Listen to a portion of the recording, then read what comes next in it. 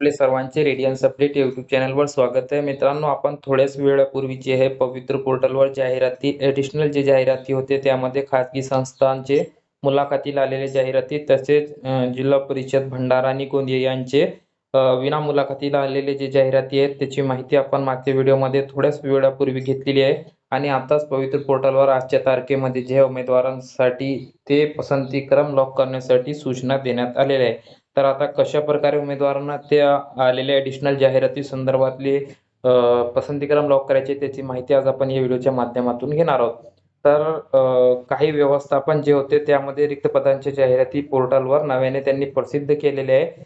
त्यामुळे प्राधान्यक्रम देखील दिनांक 25/4/2025 रोजी प्रसिद्ध झालेले जे जाहिराती आहेत त्यासोबतच तुम्हाला जे प्राधान्यक्रम आता उपलब्ध होणार आहेत. म्हणजेच मित्रांनो, यापूर्वी तुम्ही जे जाहिरातीनुसार पवित्र पोर्टलवर जर तुम्ही लॉक केलेले असतील पसंतीक्रम तर ते आता तुम्हाला पुन्हा नव्याने डिलीट करून ते नव्याने जनरेट करून पुन्हा लॉक करायचे. कारण आता त्यामध्ये काही जाहिराती जे आहेत ते वाढल्या आहेत. त्यामध्ये जिल्हा परिषदेचे गोंदिया आणि भंडारा तसेच खाजगी संस्थांचे बरेच मुलाखतीला आलेल्या जाहिराती आपण मागच्या व्हिडिओमध्ये त्याची माहिती बघितलेली आहे आणि चॅनलवर देखील तो तुमच्यासाठी माहितीसाठी टाकलेली आहे.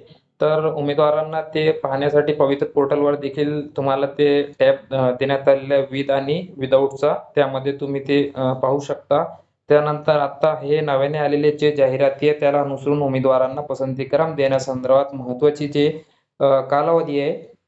तर उमेदवारांना पसंतीक्रम जनरेट करून लॉक करण्याची सुविधा दिनांक 6/5/2025 म्हणजेच आजपासून ते 8/5/25 म्हणजेच मित्रांनो 8 मे रात्री 12 वाजेपर्यंत तुम्हाला ही सुविधा उपलब्ध असणार आहे. फक्त इथे उमेदवारांना 3 दिवस देण्यात आलेले आहे. 6, 7 आणि 8 या 3 दिवसांमध्ये तुम्हाला जे पसंतीक्रम जनरेट करून लॉक करायचे आहे. आता तुम्हाला कशा प्रकारे कारवाई करायची आहे ते तुम्ही इथे पाहूया. तर यापूर्वी उमेदवारांनी पसंतीक्रम लॉक केलेले आहेत तर त्यांना काय करायचं आहे, अगोदर त्यांना अनलॉक करायचं आहे. म्हणजे लॉक केलेले पसंतीक्रम तुम्हाला अनलॉक करायचे आहे. त्यानंतर ते डिलीट करायचे आहे. डिलीट केल्यानंतर तुम्हाला पुन्हा जनरेट करायचे आहे. म्हणजे पुन्हा नव्याने ते जनरेट केल्यानंतर तुम्हाला आत्ता जे नवीन जाहिराती ॲडिशनल आलेल्या आहेत त्यासोबतच आणि मागची जी जाहिराती होते ते सर्व प्राधान्यक्रम तुम्हाला एकत्रित ते दिसतील जनरेट केल्यानंतर आणि ते तुम्ही तुमच्या पसंतीक्रमानुसार लावून त्याला पुन्हा एकदा लॉक करणे आवश्यक आहे. जर मित्रांनो तुम्ही लॉक करणे तुम्ही जर विसरले तर तुम्हाला पुढच्या कोणत्याही प्रक्रियेमध्ये ते भाग घेता येणार नाही. तर आता असे देखील उमेदवार असतील की ज्यांनी यापूर्वी प्राधान्यक्रम जनरेट केलेले होते मात्र लॉक केलेले नसतील तर त्यांना देखील आता लॉक केले नाहीत तर त्यांना अनलॉक करण्याची आवश्यकता नाही. मात्र त्यांना ते जनरेट झालेले पसंतीक्रम डिलीट करावेच लागणार आहे. कारण नव्याने आलेले जे जाहिराती आहे ते त्यांना त्यामध्ये दिसतील. तर त्या अशा उमेदवारांनी ज्यांनी लॉक केला नव्हता तर त्यांनी जनरेट केलेले प्रिफरन्स एकदा डिलीट करायचे. डिलीट केल्यानंतर पुन्हा एकदा जनरेट करायचे. ज्या उमेदवारांनी प्राधान्यक्रम जनरेट केले नाही तो जाहिरातीनुसार नमूद पदास पात्र असतील तर त्यांना नव्याने प्राधान्यक्रम जनरेट करता येणार आहे. म्हणजेच मित्रांनो, ज्या उमेदवारांनी अद्याप पहिले देखील केले नसतील आणि आता पण केले नसतील तर त्या सर्व उमेदवारांना आता आलेले सर्व आणि मागच्या आलेल्या जाहिराती म्हणजे सर्व एकत्रित जाहिराती ते जर पात्र असतील तर त्यांना ते प्राधान्यक्रम जनरेट करून लॉक करायचे. अशा उमेदवारांना देखील इथे जनरेट करता येणार आहे. तर इथे देखील आपण बघू शकता की जनरेट केलेले जे प्राधान्यक्रम आहे ते अनलॉक डिलीट करून पुन्हा नव्याने जनरेट करण्यासाठी संधीची मर्यादा असणार नाही. म्हणजेच तुम्ही कितीही वेळा ते डिलीट अनलॉक करू शकता. यानंतर मुद्दा क्रमांक 7 आहे. त्यामध्ये पवित्र पोर्टलवर जे तुम्हाला दिलेल्या मुदतीत जे सेल्फ सर्टिफिकेशन किंवा दुरुस्ती करण्याची सुविधा जे मागच्या वेळी दिली होती तर त्याला अनुसरून इथे अशा उमेदवारांनाच ही जी सुविधा असणार आहे ते या प्रक्रियेमध्ये भाग घेता येईल. आणि प्राधान्यक्रम जनरेट करून लॉक करण्यासाठी उमेदवारांना जे काही वेळोवेळी पवित्र पोर्टलवर युजर मॅन्युअल किंवा सूचना देण्यात आलेल्या आहेत ते देखील आपण माहितीसाठी बघू शकता. आता उमेदवारांना जनरेट करण्यासाठी जे आहे मुलाखतीशिवाय आणि मुलाखतीसह म्हणजेच विथ इंटरव्ह्यू आणि विदाऊट इंटरव्ह्यू अशा दोन्ही प्रकारचे स्वतंत्र टॅब इथे उपलब्ध आहे. त्यामध्ये जाऊन तुम्हाला ते जनरेट करायचे आहे आणि ते सर्व जाहिराती बघून तुम्हाला ते पसंतीक्रम तुमच्या पसंतीनुसार लॉक करायचे आहे.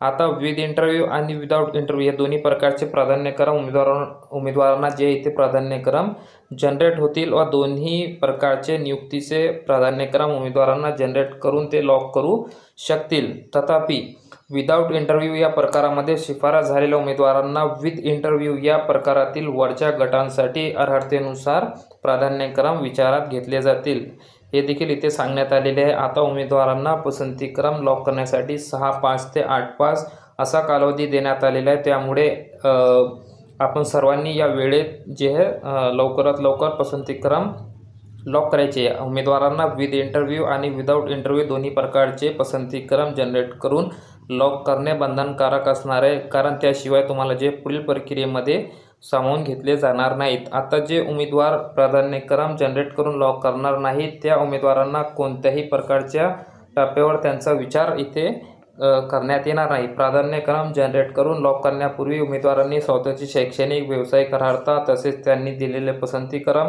हे जनरेट झालेले पसंतीक्रम हे सर्व जे हे मित्रांनो बघायचे आहे, कारण काही तांत्रिक बाबींमुळे अपवादात्मक प्रकरणी जनरेट झालेले प्राधान्यक्रम हे वेगळे देखील असू शकतात किंवा विद्यार्थ्याची शैक्षणिक व व्यावसायिक अर्हतेशी सुसंगत नसतील, तर असे उमेदवारांना जिथे ते पात्र नाहीत ते पसंतीक्रम त्यांनी जे हे लॉक करू नयेत अशी प्रकारची सूचना आहे. म्हणजेच मित्रांनो आपण एकदा इथे खात्री करायची आहे की आपण ज्या पदासाठी पसंतीक्रम देत आहोत त्याची जाहिरात जी आलेली आहे त्यामध्ये आपण आपली शैक्षणिक व व्यावसायिक अर्हता बसत आहे.